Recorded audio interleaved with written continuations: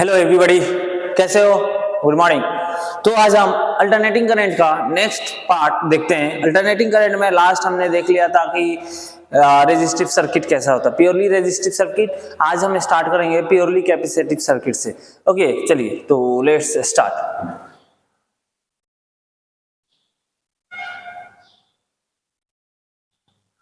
RMS value ये सब आपको आराम से पता होगा, ये सब मैंने सब फेजर भी मैं आपको पढ़ा दिया था, phasor. Okay let's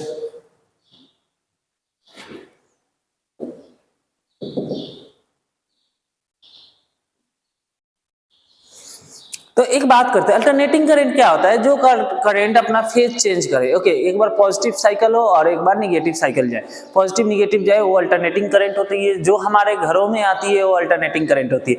DC current क्या होता है? जो डायरेक्ट करंट, उसमें कोई फेज चेंज नहीं होता है, कोई फ्रीक्वेंसी का चेंज नहीं होता है। ओके, डीसी करंट जो बैटरी के द्वारा प्रोवाइड किया जाता है। ओके, डीसी करंट को आप डायरेक्टली सोलर प्लेट से, सोलर पैनल से जोड़ के ऐड कर सकते हैं, लेकिन एसी करंट का प्रोडक्शन जनरेटर के द्वारा होता है। जब जनरेटर डायनेमो रोटेट करेगा तो वहां पे एक ईएमएफ इंड्यूस होगा और उसी ईएमएफ से क्या बनेगा? अल्टरनेटिंग करंट बनेगा। लेकिन बैटरी में ऐसा नहीं होता है। बैटरी में क्या होता है? डायरेक्ट करंट आता है, कोई फेज का चेंज नहीं आता है। ओके चलिए, क्लियर हो?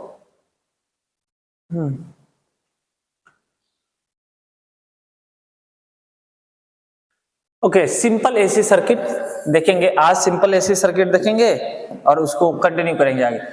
इन order to study the behaviour of AC circuit, in order to study the behaviour of AC circuit, we classify them into two categories, simple circuit और complicated circuit. Okay, simple circuit में हम सबसे पहले पढ़ेंगे AC circuit containing pure resistance. AC circuit में क्या होगा? Pure resistance होगा। तो सबसे पहले रेजिस्टेंस होता क्या है? What is resistance? रेजिस्टेंस क्या होता है? तो रेजिस्टेंस एक ऑब्स्ट्रक्शन होता है जो करंट के फ्लो को ऑब्स्ट्रक्ट करता है। ओके, जहां से अगर हम लोग V equal to Ohm's law लगाए, V equal to I R, तो V क्या होता है? पोटेंशियल होता है, I करंट और R रेजिस्टेंस। यही रेजिस्टेंस करंट के फ्लो को अपोज करता है, इसीलिए इसे ओके। अब देखिए यहाँ पे कंटिन्यू करते हैं।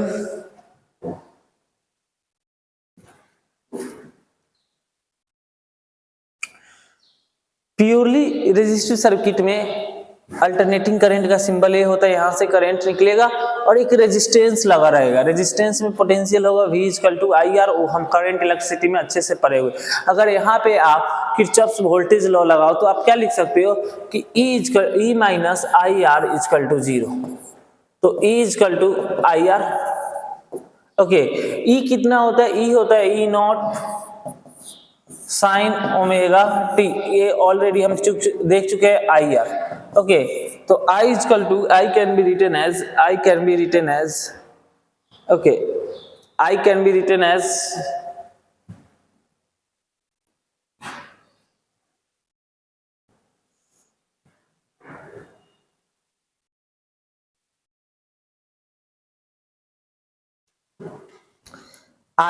written as I is equal to E naught sin omega t upon R. Okay, this quantity is I naught. Okay, I is equal to I naught sin omega t. ये आई not क्या होता है? Peak value होता है। Peak value means maximum current, इससे ज्यादा current आप नहीं जा सकते। साइन ओमेगा टी का मैक्सिमम वैल्यू 1 होगा, जिस कारण I equal to I not sine omega t. I not peak value, maximum current हमें मिलता है। चलिए आगे बढ़ते हैं। Okay, alternating current develop in pure resistance is also of the sinusoidal nature. जो अल्टरनेटिंग करंट होगा प्योर रेजिस्टिव सर्किट में, वो भी साइनोसोडियल होगा, साइन का फंक्शन होगा। ओके, वो भी अपना फ्रीक्वेंसी चेंज करेगा। In AC containing pure resistance the voltage and current are in same phase. जो वोल्टेज होगा और करंट होगा वो दोनों क्या होंगे? सेम फेज में होंगे। अल्टरनेटिंग करंट में जो प्योर रेजिस्टिव सर्किट होगा उसमें वोल्टेज और करंट दोनों का फेज सेम होगा, यानी कि डेल्टा फाई फेज डिफरेंस 0 हो जाएगा। ओके, अब देखिए यहाँ पे ग्राफ बनाया हुआ है E वर्सेस E और I का, टाइम के रेस्पेक्ट, x के रेस्पेक्ट में। ओके, अब देखिए यहाँ पे I is equal to I not sine omega T, E is equal to E not sine omega T. Okay, अगर इसका हम यहाँ से ग्राफ ले, ओमेगा टी से रोटेट कर रहा है ओमेगा टी, तो ये वैल्यू आ जाएगा आई का, और ये वाला वैल्यू आ जाएगा ईएमएफ का। ईएमएफ हमेशा करंट से, वोल्टेज हमेशा करंट से ज्यादा होता है। Okay, voltage is always greater than current. Okay, थोड़ा सा भी होगा लेकिन होगा। ओके, तो इसमें वोल्टेज और करंट प्योर रेजिस्टिव सर्किट में दोनों का फेज डिफरेंस जीरो होगा, दोनों सेम फेज में चलेंगे। चलिए,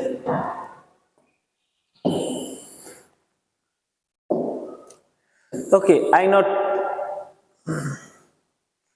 not by root two, I naught by root two, I R M S equal to E R M S, हम दोनों लिख सकते हैं। आर एम एस करंट भी लिख सकते हैं, E I R M S equal to E R M S by two. एक ग्राफ है जो ऑलरेडी मैं आपको बता चुका हूँ, ओमेगा टी से जा रहा है, इसका आई का यहाँ पे आ जाएगा और ई थोड़ा ज्यादा रहेगा। क्लियर है ना? क्लियर है ना? आगे बढ़ते हैं। AC circuit containing pure inductance. Okay, एक इंडक्टर है, वो एसी सर्किट में ऐड कर दिया, क्या केवल इंडक्टर ऐड किया गया तो प्योर इंडक्टिव सर्किट हो जाएगा। या इंडक्टर है, इंडक्टर के पास जो पोटेंशियल होगा वो होगा L D I by D T. Okay, L D I by D T होता है, या पोटेंशियल ड्रॉप अक्रॉस इंडक्टर। तो यहाँ से अगर आप कीजिएगा इंडक्टेंस, और इंड्यूस होता है जिसका माइनस का ले लिया जाता है, माइनस का L D I by D T. तो हमें यहाँ पे अगर निकाले E minus L D I by D T is equal to zero, तो L D I by D T is equal to E. Okay, तो D I by D T is equal to D I upon D T is equal to E upon L. Okay, E upon L, यहां से हमें मिला था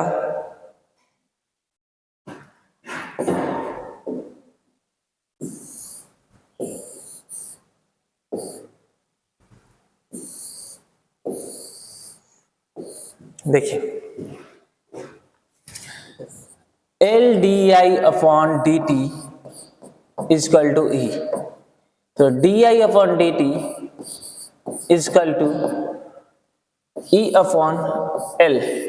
okay, D I equal to E upon L D T, integrate कर दीजिए तो यहाँ मिल जाएगा आई, और एल बाहर आ जाएगा, ई था E not sine omega T. Okay, sine omega T का इंटीग्रेशन हो जाएगा cos omega t one upon L cos omega T minus का। ओके, अंदर ले जाइएगा तो अगर माइनस ओमेगा टी कीजिएगा तो कॉस ओमेगा टी को मैं लिख सकता हूँ I equal to E, miss कर रहा हूँ, E not upon L sine omega t minus pi by 2, this can be written. Okay, this can be written. Okay, अब E naught by L not को हम लोग E नॉट अपॉन L को E not upon L I not हो जाएगा। Okay, L can be also written as omega L. Okay, ये क्या हो जाता है?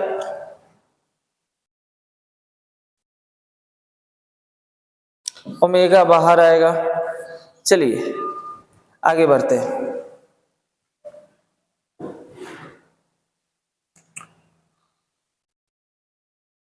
E naught by omega L equal into one E not upon omega L I equal to I not sine omega T minus one phase angle of pi by two I naught equal to E not by omega L resemble the expression E by I equal to R equal to E not sine omega T.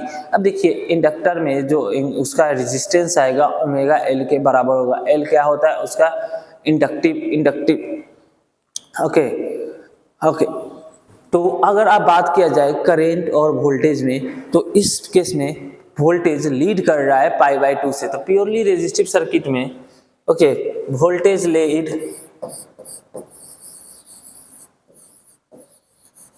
Current by pi by to. Okay, pi by 2 से current क्या करेगा, voltage lead करेगा, current pi by 2 से पीछे रहेगा। Okay, तब diagram बना लेते हैं। तो ए तो हो गया E equal to E not sine omega T, और यहाँ पे एक क्या है, I equal to I not sine omega T. Graph से भी पता चल रहा है पाई बाई 2 से पीछे है। जब वोल्टेज मैक्सिमम हो रहा है वहां पे करंट क्या मिलेगा, हमें जीरो मिलेगा। जहाँ पे वोल्टेज जीरो मिल रहा है वहां पे करंट हमें मैक्सिमम मिल रहा है, I equal to I not sine omega T. आप जहां तक देख रहे हो, this non resistive opposition to the flow of AC in a circuit is called inductive circuit. Okay, non-resistance opposition to the flow of AC in a circuit is called the inductive circuit. अब देखिए, inductive को आप direct DC से नहीं जोड़ सकते। Inductive हमेशा alternating current के द्वारा ही जोड़ा जाता है। रेजिस्टेंस को आप डीसी के द्वारा कनेक्ट कर सकते हो, लेकिन इंडक्टर को आप डीसी करंट में डायरेक्ट नहीं करेंगे, क्योंकि डीसी करंट में फेज का चेंज होता ही नहीं, तो करंट का इंडक्शन होगा ही नहीं। ओके, मैग्नेटिक फील्ड क्रिएट होगा ही नहीं, तो फील्ड करंट का इंडक्शन होगा ही नहीं। चलिए आगे देखते हैं। एक्सएल बराबर आ गया ओमेगा एल। एक्सएल क्या होता है, ओमेगा एल था इंडक्टिव रेजिस्टेंस। इंडक्टिव रेजिस्टेंस था ओमेगा एल। ओमेगा क्या होता है, एंगुलर स्पीड। तो ओमेगा को हम लिख सकते हैं 2 pi upon T into L, और 1 अपॉन टी दे देता है फ्रीक्वेंसी। ओके, ये क्या है, फ्रीक्वेंसी है। ओके, अगर आप करंट का जितना ज्यादा फ्रीक्वेंसी रखोगे उतना ज्यादा इंडक्टिव रेजिस्टेंस बनेगा। जितना ज्यादा आप फ्रीक्वेंसी रखोगे, फ्रीक्वेंसी मतलब number of oscillation made by particle in 1 second. Okay, अब देखिए, इंडक्टेंस का यूनिट आया, इंडक्टेंस का यूनिट आया ओम, इंडक्टेंस का यूनिट आया ओम, और रेजिस्टेंस का भी यूनिट होता है ओम। चलिए आगे देखते हैं। इसमें ग्राफ बनाते हैं, करंट वोल्टेज को लीड कर रहा है। आइए, let's focus on this graph. Okay, A x है, इधर एक्स है, आगे क्या है, ईएमएफ इधर चल रहा है, ई नॉट साइन ओमेगा टी से। ए मैक्सिमम ई मिला, ए ई मिला, आई नॉट मैक्सिमम वैल्यू होता है। तो करंट कितने से पीछे है, पाई बाई 2 से। पाई बाई 2 से 90 डिग्री से करंट पीछे लैग कर रहा है, और एक करंट का आई मिल गया। ए आई नॉट क्या है, इसका मैक्स वैल्यू है, पीक वैल्यू है। आई होप आपको समझ में आया होगा ये ग्राफ।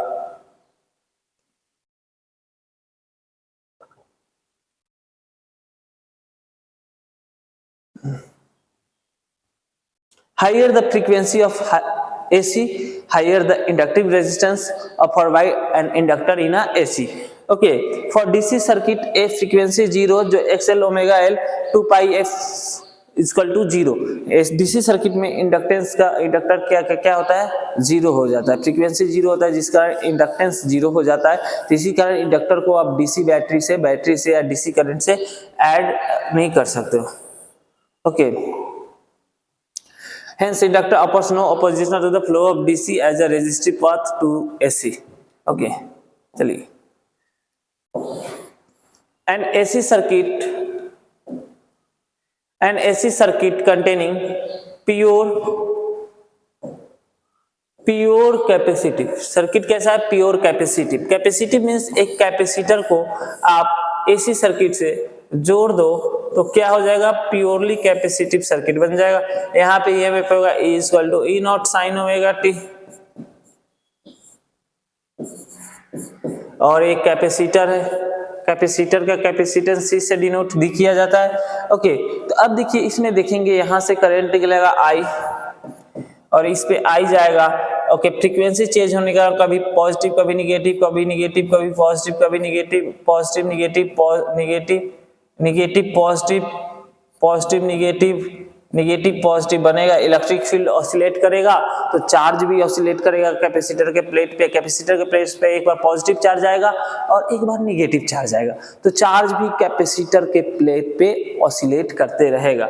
तो इलेक्ट्रिक फील्ड भी ऑसिलेट करेगा, पोटेंशियल तो ऑसिलेट कर ही रहा है। ओके, तो आगे इसको कंटिन्यू करते हैं, देखते हैं। two plates of capacitor becomes alternately positive and negatively charged, and the magnitude of charge on the plate of the capacitor varies sinusoidally with time. Also, the electric field between the plate of the capacitor varies sinusoidally with time. Let any instant t charge on the capacitor is equal to q. तो E is equal to E naught sin omega t, I is equal to I naught sin omega t plus pi by 2. इस यहाँ पे इसमें current lead करता है, current Leeds potential या voltage by pi by 2. देखिए इस बार करंट लीड कर रहा है, यानी कि जब पोटेंशियल जीरो था करंट मैक्सिमम वैल्यू पे था, जब पोटेंशियल मैक्सिमम हुआ था करंट अपना जीरो मिल गया. ओके, कितने से पाई बाई 2 से कर रहा है, I equal to I not sine omega T plus pi by 2 मिला, E equal to E not sine omega T plus pi by 2 हमें मिला. तो प्योरली कैपेसिटिव सर्किट में करंट लीड करता है और पोटेंशियल लैग करता है.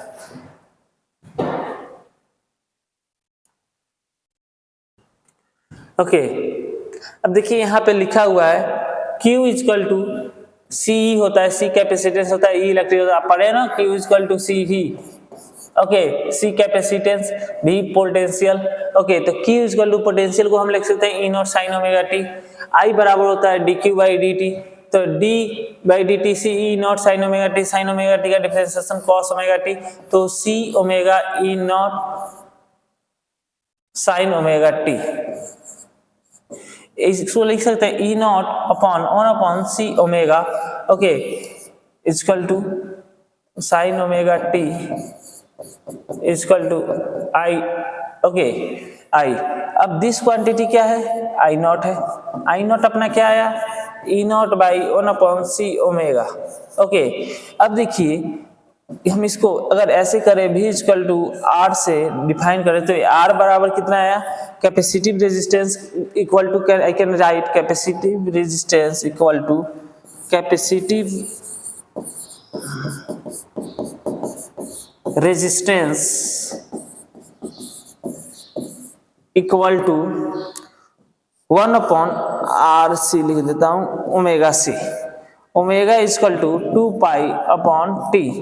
ओके, तो omega can be write 2 pi into frequency. अब देखिए यहाँ पे फ्रीक्वेंसी चेंज होगा ऐसे सर्किट में, तो चार्ज प्लेट पे चार्ज का भी वेरिएशन होगा, एक बार पॉजिटिव बनेगा एक बार नेगेटिव बनेगा. चलिए आगे कंटिन्यू करते हैं. अगर मान लीजिए करंट इधर जा रहा है, पोटेंशियल का ये ग्राफ है, तो करंट लीड कर रहा है पाई बाई 2 से, 90 डिग्री से लीड कर रहा है, और आई मिल गया और ये ई मिल गया मैक्सिमम वैल्यू. क्लियर है, आगे बढ़े. Okay, important by E by I is the resistance R when both E and I are in a phase. In present case they differ by pi by 2. pi by 2 से present case में differ कर रहा है. Capacitive circuit में current और voltage में phase difference होता है पाई by 2. Hence 1 upon omega c is not the resistance of the capacitor. The capacitor offer opposition to the flow of AC.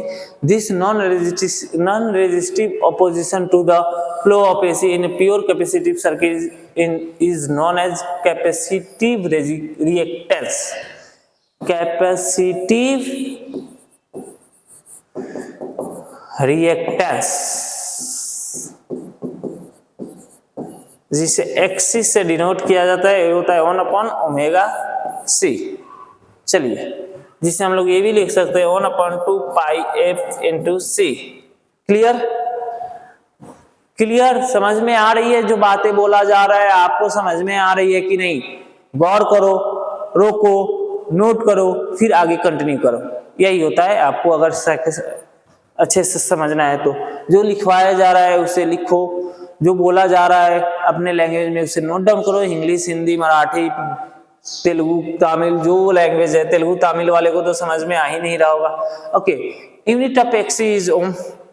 Okay, XC का भी यूनिट क्या होता है, ओम ही होता है, और XL का भी यूनिट क्या हो जाता है, ओम ही हो जाता है. Capacitive reaction is inversely proportional to frequency. XC is inversely proportional to 1 upon frequency. Frequency कम तो XC ज्यादा. Okay, for DC circuit frequency 0 तो XC इनफिनाइट हो जाएगा. ओके कैपेसिटर डीसी के द्वारा आप अगर कैपेसिटर जोड़ देते हो तो कैपेसिटर के द्वारा इनफाइनाइट रेजिस्टेंस ऑब्स्ट्रक्शन होगा, करंट को फ्लो करने ही नहीं देगा, चार्ज को फ्लो करने ही नहीं देगा अपने थ्रू, क्योंकि डीसी सर्किट में जो कैपेसिटिव रिएक्टेंस होता है वो इनफाइनाइट होता है। यहां से लिखा हुआ है X equal to 2 pi C. Okay अब frequency is zero, so X is infinite. This show that capacitor block the flow of DC but provide an easy path for AC। ये बताता है कि DC को ब्लॉक कर देता है और AC को पाथ प्रोवाइड करता है। अब सर्किट है, सर्किट को एक एक करके एनालाइज करते हैं, जो हम पढ़े हैं हम उसको देखते हैं। सबसे पहले आया रेजिस्टिव सर्किट, पोटेंशियल हो गया V equal to V naught sine omega T, I equal to I naught omega T, I naught equal to V naught by R, V naught by R is equal to resistance. Okay phase difference same phase में होता है दोनों। Okay अब बात है inductive circuit का। Inductive circuit में voltage V naught sine omega T, current I naught sine omega T minus pi by 2, I naught equal to omega naught R, XL equal to omega L, और V naught by I naught equal to omega L, जो XL देगा, XL inductive reactance होता है और पाई by 2 से voltage lead करता है। Okay capacitive circuit में potential V naught sine omega T, current I naught sine omega T plus pi by 2, I naught equal to V naught 1 upon omega C, तो V naught omega C। Okay V naught omega C आ गया और XC क्या हो गया, omega C हो गया। Okay omega होता है 2 pi into frequency. Okay XC capacitance इसमें करंट लीड करता है पाई बाई 2 से। ओके फेजर डायग्राम देखते हैं आगे। फेजर डायग्राम, पोटेंशियल और करंट में कोई फेज डिफरेंस नहीं, तो दोनों सेम लाइन में है। यहाँ पे पोटेंशियल लीड कर रहा है वोल्टेज करंट से। ओके यहाँ पे करंट लीड कर रहा है, पोटेंशियल नीचे होगा पाई बाई 2 से, 90 से पाई बाई 2 से। Okay variation of Z with frequency, इसमें फ्रीक्वेंसी पे रेजिस्टेंस का कोई असर नहीं रहता, कांस्टेंट होता है। यहाँ पे डायरेक्टली प्रोपोर्शनल होता है और यहाँ पे फ्रीक्वेंसी कैपेसिटिव सर्किट में फ्रीक्वेंसी कैपेसिटिव इंडक्टेंस से इनवर्सली प्रोपोर्शनल होता है। Okay conductance 1 by R, conductance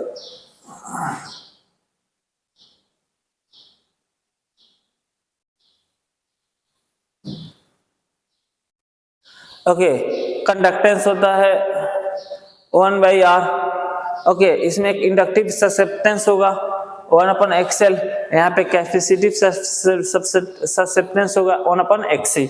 okay behaviour of device in DC, same in AC और डीसी में रेजिस्टेंस सेम होता है।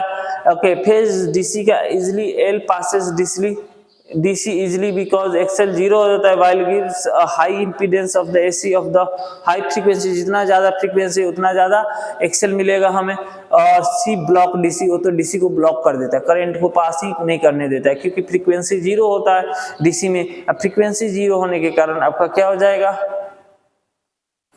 इनफाइनाइट हो जाएगा capacitive inductance.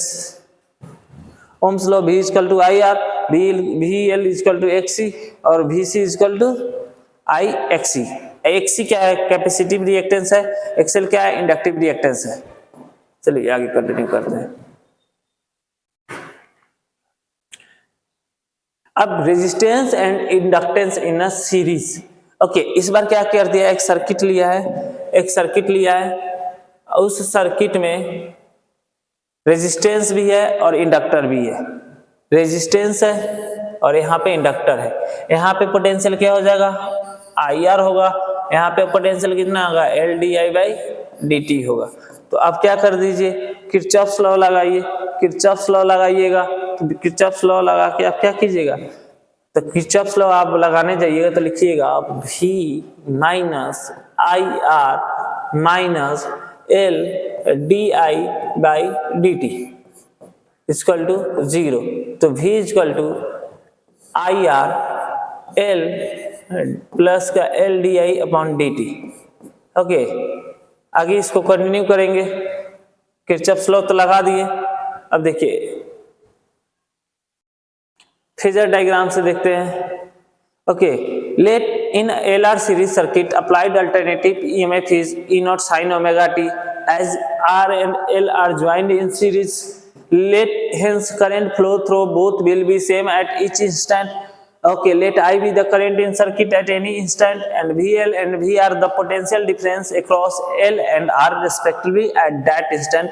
Then VL is equal to XL, VR is equal to IR. हम already बता चुके हैं. ओके, अब देखिए यहाँ पे एक बात बताए, अगर ए तो हो गया करंट का और ए हो गया पोटेंशियल का, इसका रेजिस्टिव सर्किट का. ओके, रेजिस्टिव सर्किट का VR है और IR है. ओके, और इंडक्टर का क्या होता है, पोटेंशियल लीड करता है और करंट इधर ही रहता है. देखिए यहाँ पे यही डायग्राम बनाया गया हुआ है.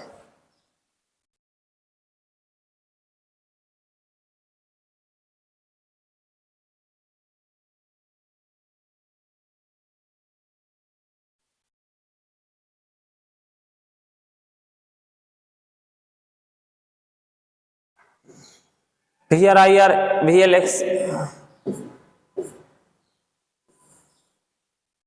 Okay, VR in phase with current while VL leads with the current by pi by 2. VR क्या होगा, पोटेंशियल जो होगा, रेजिस्टेंस वाला पोटेंशियल वो करंट के साथ फेज में होगा, लेकिन इंडक्टेंस वाला पोटेंशियल लीड करेगा करंट से, क्योंकि इंडक्टिव रेजिस्टेंस में वोल्टेज लीड कर रहा था करंट से, पाई बाई 2 से. चलिए यही बात लिखा हुआ है जो आपको समझ में आनी चाहिए. Okay, VR and VL are mutually perpendicular. Notes E is equal to not VR plus VR. Net EMF potential और रेजिस्टेंस का जोड़ के आप लिख नहीं सकते हो. ओके, तो E स्क्वायर B स्क्वायर आप यहाँ से कीजिएगा तो I is equal to, यहाँ पे आपको मिलेगा I is equal to E by under root R square by plus XL square का. ओके, एक इम्पीडेंस आएगा, एक ग्राफ बनाया गया, इधर रेजिस्टेंस का है, इधर XL का है. ओके, तो इम्पीडेंस आएगा. इम्पीडेंस कितना होगा, इम्पीडेंस को Z से डिनोट किया जाता है.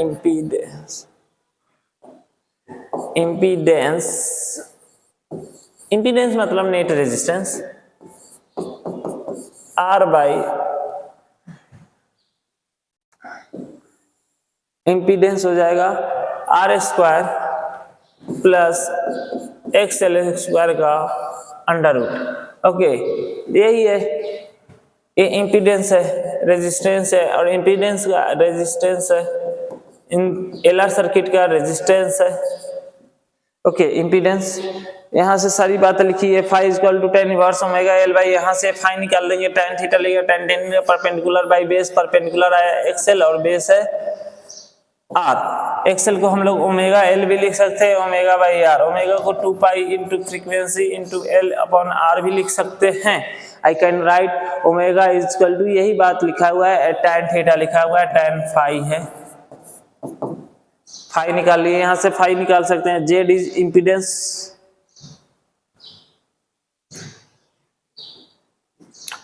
In LR circuit, the maximum value of current is equal to I naught E naught R omega square L square represent the effective opposition offered by LR circuit. The flow of AC through it is known as impedance of LR circuit and is represented by ZL. ZL is equal to RL square omega square L square. Omega square को I can write 2 pi FL omega square. Okay, the reciprocal of impedance is called admittance.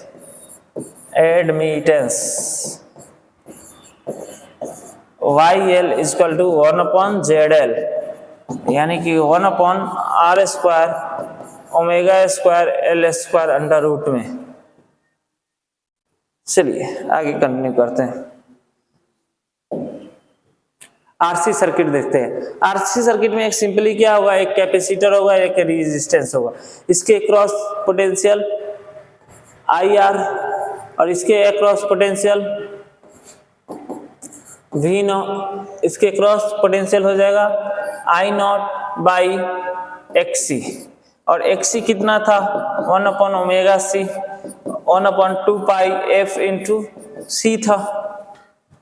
अरे यार था ना, हाँ या ना बोल दोस्त. चल आगे देखते हैं. ओके, रेजिस्टेंस में करंट मैं सारा लिख देता हूँ. रेजिस्टिव सर्किट में इसके अक्रॉस करंट एंड पोटेंशियल दोनों सेम होंगे, पोटेंशियल सेम फेज में होंगे.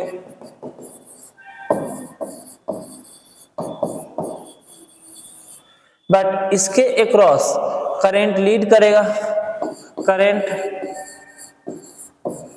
Lead potential by pi by 2। Okay, इन दोनों का एक नेट रेजिस्टेंस आएगा। ओके, ओ आर इंपीडेंस बोला जाएगा। इंपीडेंस कितना आएगा, ओ अंडर रूट आएगा रेजिस्टेंस का स्क्वायर प्लस एक्सी का स्क्वायर। ओके, रेजिस्टेंस का स्क्वायर आर स्क्वायर, एक्सी का स्क्वायर हो जाएगा 1 ओमेगा स्क्वायर सी स्क्वायर अंडर रूट में। ओके, tan फाई जो निकालना चाहेंगे, tan फाई फेज कितना आ जाएगा अपना, tan फाई आ जाएगा आर अपॉन एक्स। चलिए आगे कंटिन्यू करते हैं।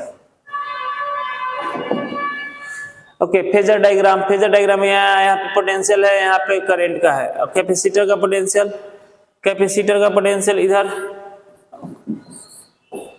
रेजिस्टेंस का पोटेंशियल इधर, कैपेसिटर का पोटेंशियल इधर, क्योंकि पोटेंशियल कैपेसिटेंस में लैग करता है, करंट लीड करता है।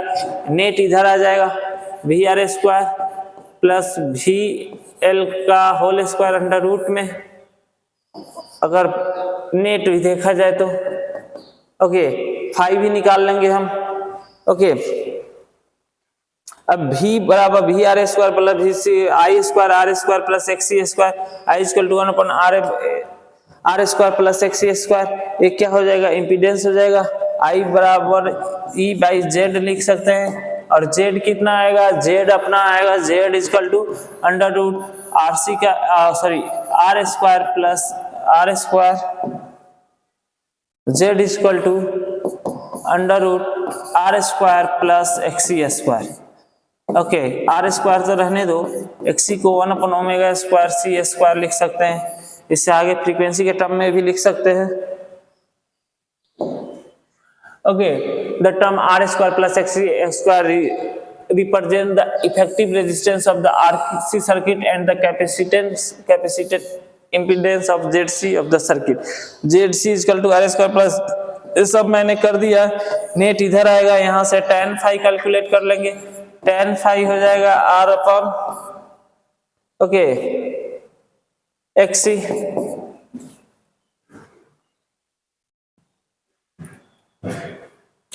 कैपेसिटिव रिएक्टेंस जेड सी लिख दिया, V C by V R, यहाँ से आ गया 1 omega C by R, tan phi XC upon R, 1 tan inverse 1 XC are.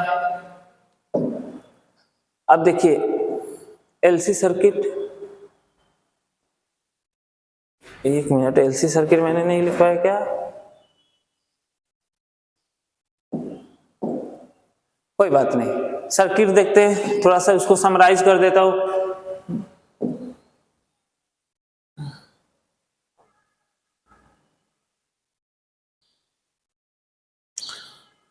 पहला आरएल सर्किट रेजिस्टेंस और इंडक्टर, आरसी सर्किट रेजिस्टेंस और कैपेसिटर, एलसी सर्किट इंडक्टेंस और कैपेसिटर्स।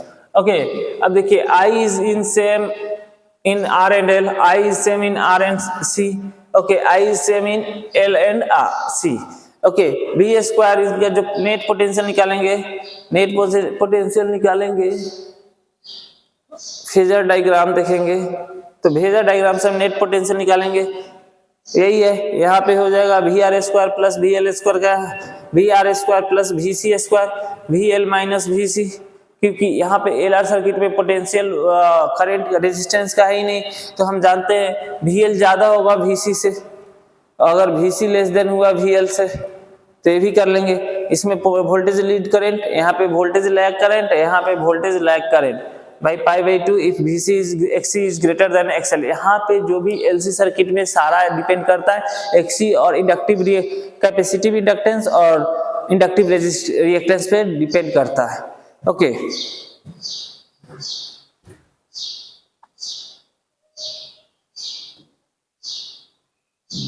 यहाँ पे जेड होगा आर स्क्वायर प्लस एक्सएल का whole R square plus XL square, यहाँ पे जेड होगा इम्पीडेंस होगा R square plus XC square का ओके आरसी सर्किट में, और यहाँ पे होगा एक्सएल माइनस एक्सी का मॉड। चलिए variation of Z with frequency, frequency बढ़ेगा तो इम्पीडेंस बढ़ेगा इसमें, लेकिन फ्रीक्वेंसी बढ़ेगा तो इसमें इम्पीडेंस घटेगा, और इसमें पैराबोलिक होगा, पहले फ्रीक्वेंसी बढ़ा तो जेड बढ़ा, जेड फर्स्ट इंक्रीज हुआ देन डिक्रीज किया। ओके, अगर Z equal to X R तो जो इंडक्टिव रिएक्टेंस होगा वो लगभग 0 होगा। यहाँ पे RC टेंड्स टू 0 तो जेड रेजिस्टेंस के बराबर होगा, जेड या तो XC के बराबर होगा, जेड या LC के बराबर होगा। इतनी बातें हमें आनी चाहिए। ओके, तो आज के लिए हम इतना ही रखते हैं। नेक्स्ट क्लास में पूरा AC सर्किट को खत्म कर देंगे, उसके बाद इलेक्ट्रोमैग्नेटिक इंडक्टेंस स्टार्ट करेंगे। हो सकता है मैं लेक्चर को थोड़ा तेज रखा हूँ, ओके, क्योंकि चीजों को जल्दी काटा गया, बेसिक बातें को मैं छोड़ा हूँ, ग्राफ में डायग्राम से दिखा दिया हूँ। अगर मैं ये नहीं है कि मैं PDF से मैं खुद से भी पढ़ा सकता हूँ, लेकिन अभी क्या है कि जल्दी से खत्म करना है, ये वन शॉट है। चलिए, thank you and have a nice day.